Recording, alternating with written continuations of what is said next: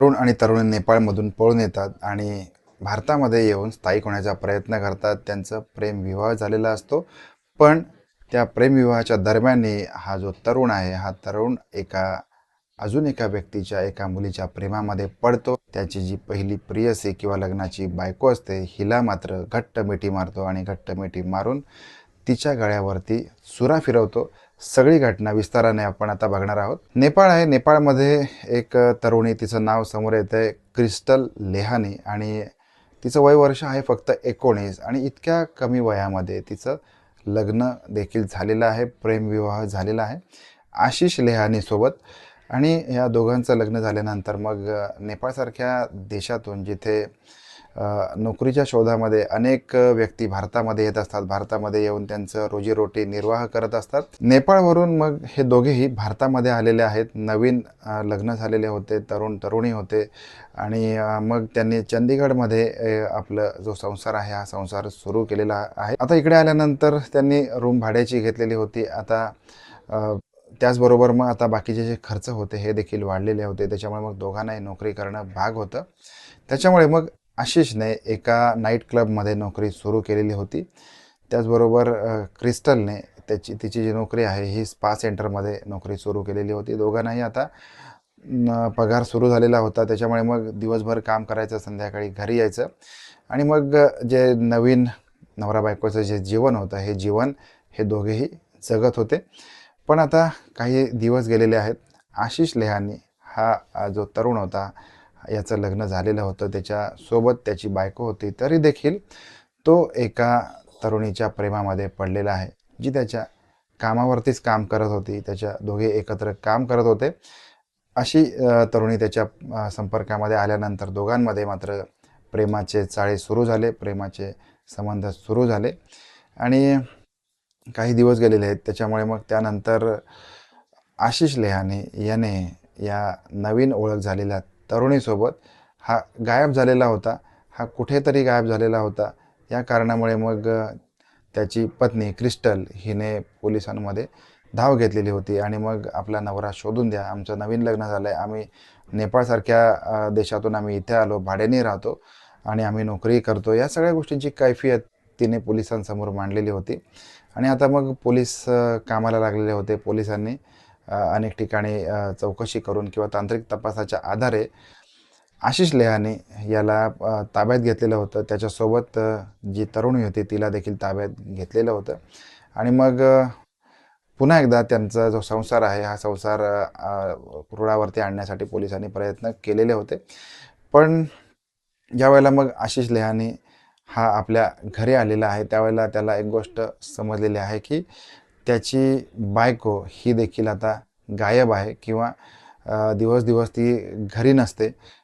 एकदा कामासाठी बाहेर पडली की मग ती घरी येत नसते. अशी काहीशी संदिग्धपणे त्याला माहिती कळलेली होती. त्याच्यामुळे मग त्याने देखील त्याच्या बायकोवरती लक्ष ठेवायला सुरुवात केलेली होती. मग त्याच्या एक गोष्ट ध्यानामध्ये आलेली आहे की जसं आपण लग्नामध्ये असताना, आपलं लग्न झालेलं असताना देखील आपण मात्र शेण खाल्लेलं आहे. आपण एका दुसऱ्या व्यक्तीच्या प्रेमामध्ये पडलेलो होतो आणि आपल्याला मग पोलीस घेऊन आलेले होते आणि आता मात्र आपली बायको देखील एका तरुणाच्या प्रेमामध्ये पडलेली आहे. आता ही गोष्ट त्याला सहन होत नव्हती, सहन होईनाशी झालेली होती. त्याला मनातून राग आलेला होता. तो चरफड होता, आरडत होता, ओरडत होता. त्याला काहीही करून आपली बायको क्रिस्टल हिने आपल्याशीच एकनिष्ठ राहावं असं वाटत होतं.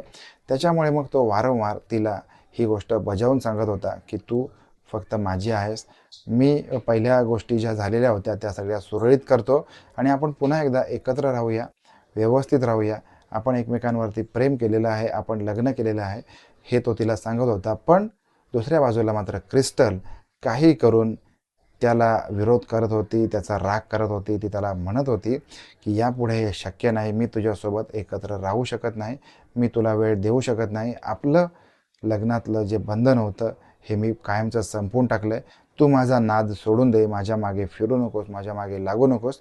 यापुढे मात्र तू वेगळा आणि मी वेगळी, असं ती त्याला बजावून सांगत होती. आणि आता मात्र याचा राग आहे हा दिवसेंदिवस वाढत होता.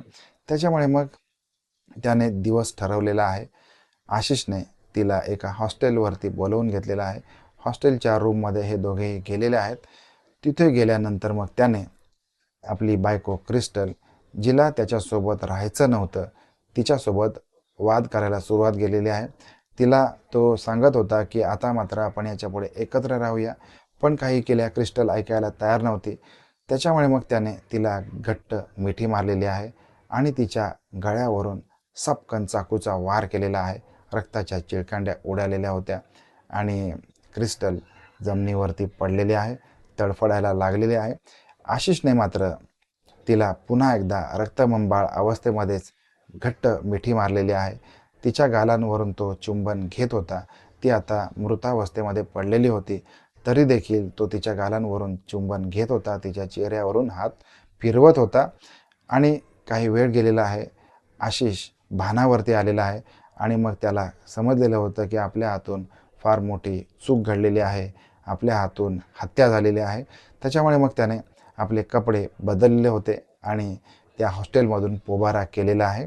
आता काही वेळ गेल्यानंतर मग हा हॉस्टेलचा मालक आहे, याच्या गोष्ट लक्षात आलेली आहे की आता या हॉस्टेलमध्ये आपल्यासोबत या रूममध्ये जी तरुणी आपल्या हॉटेलमध्ये आलेले आहेत, यांचा आता काही संपर्क लागत नव्हता किंवा यांच्याकडून काही रिस्पॉन्स येत नव्हता, काहीच मागणी होत नव्हती.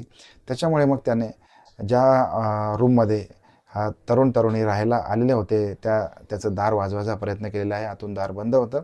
त्याच्यामुळे मग पोलिसांना बोलावून घेतलेलं आहे. आतमध्ये पोलीस आल्यानंतर क्रिस्टलचा मृतदेह पोलिसांना सापडलेला होता. पोलिसांनी मग उत्तरीय तपासणी, पोस्टमॉर्टम या सगळ्या गोष्टी केलेल्या होत्या. आता गुन्हेगार कोण होता हे माहिती होतं किंवा गुन्हा कोणी केला असेल हे देखील माहिती होतं. त्याच्यामुळे मग ताबडतोब पोलिसांनी मग CCTVच्या आधारे या तरुणाला म्हणजे आशिषला अटक केलेली आहे. त्याच्यावरती गुन्हा नोंद केलेला आहे. पण या सगळ्यामध्ये क्रिस्टलचा मात्र जीव गेलेला होता. तो फक्त आपल्या नवऱ्याचे जे विवाहबाह्य संबंध होते, या संबंधांना सुरुवातीलाच तिने विरोध केलेला होता. तरी देखील मग पुन्हा एकदा क्रिस्टलला समजवण्याच्या नादामध्ये आपल्या बायकोचे दुसऱ्या कोणासोबत तरी संबंध आहेत, या संबंधाचा राग येऊन आशिषने तिला संपवलेलं होतं.